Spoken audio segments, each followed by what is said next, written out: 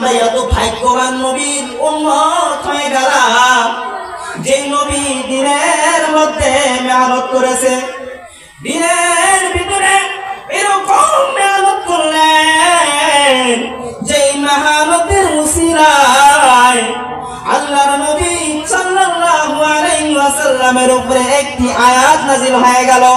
ওগো রাসূল, আল্লাহ বলতেছে ওগো রাসূল, তুমি এরকম মেহনত করেছো, তুমি দুনিয়ার ভিতরে তুমি কালিমা তৈবারে তো মেহনত করেছো যে আমি আল্লাহ রাব্বুল আলামিন খুশি তো হলাম আমি তোমার উপরে এই দিনটাকে পরিপূর্ণ করে দিলাম। সুবহানাল্লাহ।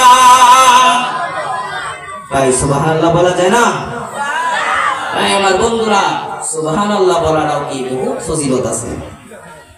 সুবহানাল্লাহ অবস্থা কাঁদতেছে।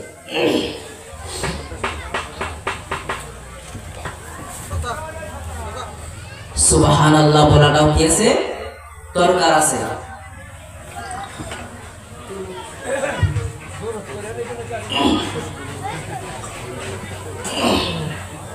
বন্ধুজন, আমি বলতেছিলাম সুবহানাল্লাহ বলার দরকার আছে।